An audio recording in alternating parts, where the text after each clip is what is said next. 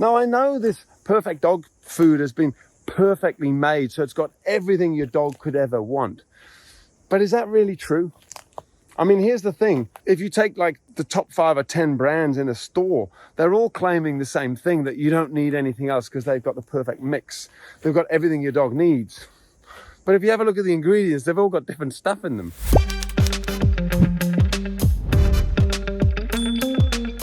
Hey there, week 4 of pup dates. And today I'm going to share something which is a really, really big topic. And it's probably one of the most kind of, what's the best way to say it? It's one of the most affected because of the amount of money involved. And the topic is dog food. So if I'll give you a couple of stats and then you can you'll know where I'm coming from with this topic, because it'll blow your mind. Just imagine how much money is influencing the truth. I put it in quotes, the truth about dog food. So the music industry, as far as I'm aware, is worth about $10 billion worldwide. How much do you reckon the pet food industry's worth? The dog food, just dogs. It's worth about $100 billion, I was reading. I mean, that's enormous. Can you imagine how much influence people are having in marketing and tests and science? So I just want to basically get you thinking about dog food, because another day I'm going to do a much bigger video. We're going to dive in for a whole month on different topics about what's the best dog food, should you be doing this or that, or how do you know what's right for your dog?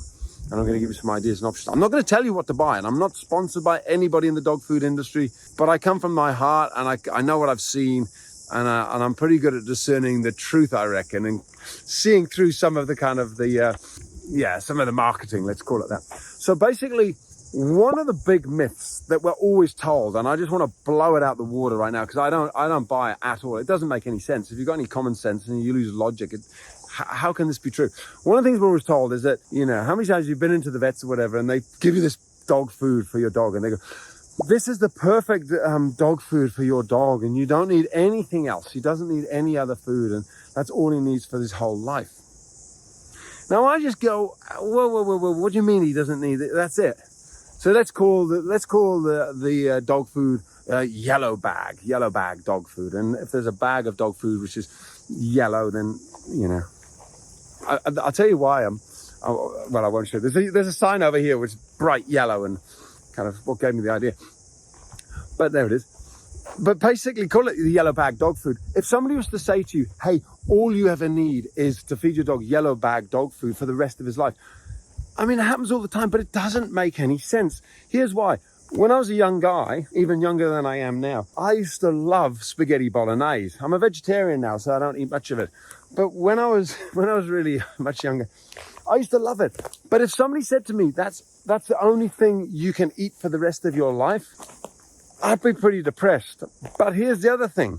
I wouldn't be as healthy today. No, I wouldn't be as healthy as I am today. I mean, think about it. Imagine what I'd look like if all I'd ever eaten for the last, 20 years is spaghetti bolognese, pasta, and then mincemeat with some tomato. Now, I know this perfect dog food has been perfectly made, so it's got everything your dog could ever want. But is that really true? I mean, here's the thing. If you take like the top 5 or 10 brands in a store, they're all claiming the same thing, that you don't need anything else because they've got the perfect mix. They've got everything your dog needs. But if you have a look at the ingredients, they've all got different stuff in them. I mean, even the fact that, a dog might like chicken and might need a bit of salmon, it might need a bit of the fat from the salmon, or it might need some other sort of meat or less meat. Or the point is, in some foods, in some products, there's going to be just totally different mixes, totally different nutrients, totally different vitamins. Your dog needs a range of food, surely. And to feed your dog one thing, thinking that's the best thing for your dog for his entire life, it's kind of nonsense. I would even go so far as this. You can do a bit of a test, and you've got to be careful, because you never want to move a dog from a food that it's been eating for a long, long time straight onto another food. It'll give them diarrhea. But you can always test by putting down some other little biscuits or a little bit of wet food or a little bit of meat or something like that. See if your dog likes it. Put it on the top of your dog's food. Put it next to the bowl. You might find, like many dogs, they absolutely love it. That's the treat, something different, and it makes sense. Possibly their body is crying out for it, going, Yeah, man, we need more of that stuff. So you can do that little bit of a test.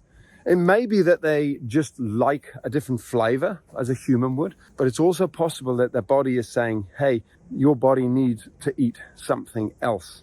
So if you've been feeding your dog the exact same thing for a long time, maybe have a chat with your vet. Maybe get a food specialist or do some more research. See what other foods you might be able to feed your dog. Because here's the deal. You give your dog a better, healthier,